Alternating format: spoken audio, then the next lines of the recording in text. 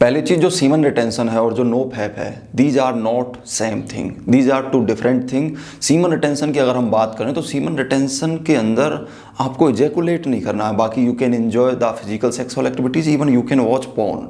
इन another hand no fap के अंदर आपको सीमन रिटेंशन भी करना है, as well as you can not watch porn, even you have to stay away from any physical sexual activities also. और दूसरी चीज ये कि जो रिप्रोडक्शन है वो हमारी बॉडी की सेकेंड बिगेस्ट प्रायोरिटी है आफ्टर सर्वाइवल, यानी कि जिंदा रहने के बाद अगर हमारे बॉडी माइंड के लिए कुछ चीज जो महत्वपूर्ण है वो है रिप्रोडक्शन। और साथ ही जो सेक्स है वो हम इंसानों की one of most powerful desires में से एक है। और देखिए अब ये जो नो फैप है इसकी शुरुआत हुई 2011 के अंदर, जहां पर कुछ रेडिट यूजर्स ने एक तरह का ये कैंपेन चलाया जिसके अंदर उन्होंने बताया कि after doing no fap even after 7 days they are experiencing very positive results and they are getting very positive results like boosted confidence, higher level of energy, lower stress और एंजाइटी, इम्प्रूव erectile dysfunction और cured erectile dysfunction, improved sperm quality, etc etc।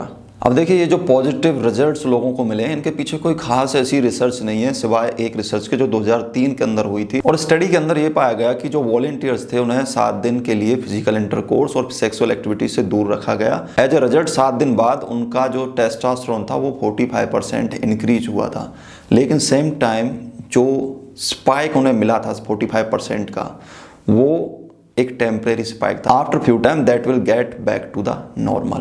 देखिए अगर मैं आपसे frankly कहूँ कि जो masturbation है उसके जो पॉजिटिव इफेक्ट्स हैं बॉडी के ऊपर वो कहीं ज़्यादा प्रूवन है comparison to the no fap. Like it helps in the relaxation, promotes better sleep, it releases the endorphin which cause the feeling of physical and mental well-being, reduce the stress and anxiety। इसके अलावा masturbation को लेकर बहुत सारे myths भी फैले हुए हैं कि इससे इनफर्टिलिटी हो जाती है या फिर मेल बाल्डनेस हो जाती है या फिर और कुछ सेक्सुअल इश्यूज हो सकते हैं। तो देखिए personally I have been masturbating from so long and still I do masturbation, but ये चीज़ मैंने फिजिकली भी एक्सपीरियंस नहीं की और ना ही कोई ऐसी स्टडी है जिससे ये क्लेम प्रूव होते हों। तो क्वेश्चन इज क्या मास्टरबेशन अच्छा है? Yes, but in a limit. Then what does mean by limit? Once और twice in a week is the limit, is considered as a limit. There will be no issue अगर आप सप्ताह में 1-2 बार masturbation कर रहे हो, यू विल स्टे हेल्दी। कुछ limited जो स्टडी हुई हैं उनमें ये भी कहा गया है कि by doing 2 time ejaculation in a week is good for your prostate. इस केस में आप जो प्रोस्टेट कैंसर होने के चांसेस हैं वो एजेकुलेशन से कुछ कम होते हैं। सो नाउ क्वेश्चन इज कि नो फैप गलत है? नो, नो फैप जो है that will not gonna harm you in any case, और इसके कोई ऐसे दुष्प्रभाव शरीर के ऊपर नहीं है। लेकिन अगर आपकी बहुत ज़्यादा स्ट्रॉन्ग सबकॉन्शियस कन्विक्शन है कि नो फैप से हमें बेनिफिट होते हैं, आप इस चीज़ को बहुत मजबूती से मानते हो, then in that case you can experience some positive results of doing no fap.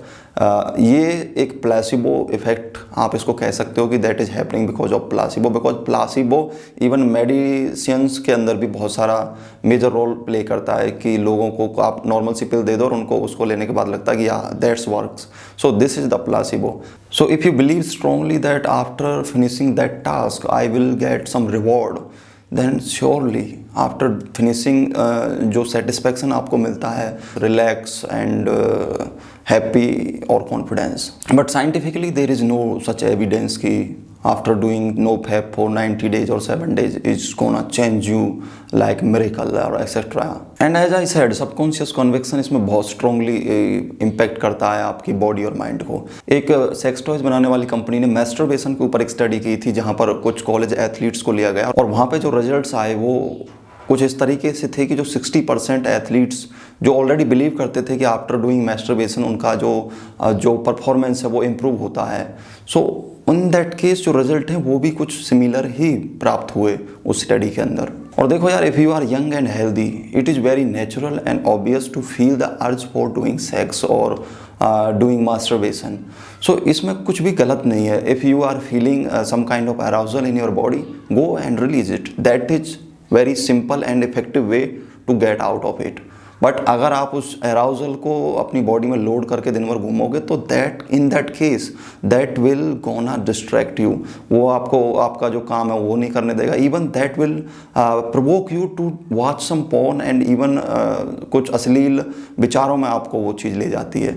So that became dangerous even if you are pushing it, और आप उस चीज़ को दबा रहे हो तो जो दबी हुई चीज़ें वो एक दिन निकलती जरूर है फट के। And I also want to include that if you are watching porn just to masturbate, that is good, that is not gonna create any issue. But if you are watching porn to just get some arousal or just to feel good by spiking your oxytocin and other neurotransmitters, other hormones, so that gonna cause you problem, because जब आप लंबे समय तक porn देखते हो और same time अगर आप arousal से भरे हुए हो और आप उस चीज़ को रिलीज नहीं कर रहे हो, then in that case that will gonna harm you and ये चीज़ आपको डिप्रेशन तक ले जा सकती है। देखिए जो हमारी बॉडी है वो डिमांड एंड सप्लाई के फॉर्मूला पे काम करती है। अगर आज बॉडी को लगने लगेगा कि yes there is a demand of reproduction, sexual organs को बहुत ज़्यादा यूज़ किया जा रहा है, स्पर्म की ज़रूरत है, तो उसी हिसाब से माइंड बॉडी को गाइड करेगा, yes our first priority is the reproduction, वहाँ पे सारा जोर डालो, बाकी सब बाद में डाल दो या फिर पेंडिंग में डाल दो बाकी जो चीज़ें हैं। सो अगर आप इस चीज़ को बार बार करते जाओगे तो in that case mind will develop some kind of patterns, और ये पैटर्न्स आपकी हैबिट्स बनती हैं, और ये फिर जो हैबिट्स हैं वो इतनी आसानी से नहीं जाती जितनी आसानी से हमें नो फैप की वीडियोज़ में बताया जाता है कि आप बस इससे बाहर आ जाओ और उसके बाद सब कुछ ठीक हो जाएगा। एक बुक बहुत अच्छी है इस टॉपिक के ऊपर, द पावर ऑफ हैबिट्स। उस बुक के अंदर ये चीज़ बहुत अच्छे से समझाई गई है कि अगर आपके अंदर कोई हैबिट डेवलप होती है तो आप उससे बस एक दिन में बाहर नहीं आ सकते, जस्ट लाइक स्नैपिंग। उस केस में आपको एक प्रॉपर जैसे डेवलपमेंट हुई थी उस हैबिट की, उसी हिसाब से उससे आप एग्जिट कर पाओगे। इवन अगर आप उस हैबिट को रीराइट करोगे तो उसके लिए जो हैबिट है जिसको आप रीराइट कर रहे हो उस करंट हैबिट के ऊपर, तो वो बहुत स्ट्रॉन्ग और इंटरेस्टिंग होनी चाहिए, वो और ज़्यादा रिवॉर्डिंग होनी चाहिए आपके लिए। सो इस प्रकार से आप किसी चीज़ से बाहर आ सकते हैं, not just in one day. No fap को इतना सपोर्ट मिलने के पीछे एक रीज़न ये भी है कि जो हमारा समाज है यहाँ पर दमन और त्याग को इज्जत की नज़र से देखा जाता है, एक अचीवमेंट की नज़र से एक इंडिविजुअल देखता है कि हाँ मैंने कुछ अचीव किया है। तो उस केस में नो फैप को लोग बहुत ज़्यादा स्पिरिचुअलिटी से या ध्यान से या फिर कोई दैविक शक्ति से लोग जोड़ देते हैं। ऐसा नहीं है कि देखिए अगर मैं कहने लगूँ कि जो आँखें हैं वो बहुत ज़्यादा एनर्जी खाती हैं काम करने में, तो मैं क्या करता हूँ, मैं 10 दिन के लिए अंधा बन जाता हूँ और उसके बाद मुझे दिव्य दृष्टि मिल जाएगी या फिर I will get super vision और and that kind of stuff. So that is totally absurd. शरीर में कुछ चीज़ें भगवान ने अगर दी हैं और उनका कुछ काम है, so that relate to that specific work. आप उसको दबा के कुछ जादुई या फिर कुछ दैविक हासिल कर लोगे, दैट इज़ टोटली एब्सर्ड। अगर मैं महान लोगों की बात करूं जैसे कि महात्मा बुद्ध हो गए या फिर अब्दुल कलाम जी हो गए या विवेकानंद जी हो गए, तो उन्होंने जो सेक्सुअल डिज़ायर थी उसको दबाया नहीं था। ऐसा नहीं था उन्होंने कोई 90 दिन का नो फैप किया था या फिर पूरे साल नो फैप किया था। उनकी जो डिज़ायर थी लाइक उनको जो खोज करनी थी, जैसे अब्दुल कलाम जी को या फिर महात्मा बुद्ध जी को जो ज्ञान प्राप्त करने की जो प्यास थी, जो डिज़ायर थी, वो इतनी स्ट्रॉन्ग थी कि जो डिज़ायर फॉर सेक्स है वो टोटली उनके लिए एब्सर्ड हो गया था, बेतुका था उनके लिए इस चीज़ में अटकना। तो वो चीज़ उन्होंने त्यागी नहीं थी, वो चीज़ छूट गई। लाइक अगर आपको एक हीरे की पहचान हो जाए तो क्या आप अपनी झोली कंकर पत्थरों से भरोगे? No, that diamond will be your priority, not that kind of कुछ चमकीले पत्थर आपको दिख गए और आप उन्हें झोली में भरने लगे। वो आपके लिए बेकार हो जाते हैं जब आपने उस चमक को पहचान लिया हो। सो सिंपल रीज़न ये है कि जो साइंटिस्ट हुए हैं, जो महान लोग हुए हैं, जो आध्यात्मिक लोग हुए हैं, उनकी जो डिज़ायर थी आध्यात्म के लिए या फिर उस खोज के लिए, उस इन्वेंशन के लिए, वो बहुत ही ज़्यादा स्ट्रॉन्ग थी, बहुत ज़्यादा उसमें प्यास थी उनको पाने की। तो इसलिए उन्होंने उस चीज़ को इसलिए उन्होंने सेक्स को छोड़ा नहीं, बट वो छूट गया, उनके लिए वो वैल्यूबल था ही रहा नहीं। सो watching porn is not bad, same time doing masturbation is good and having sex is amazing.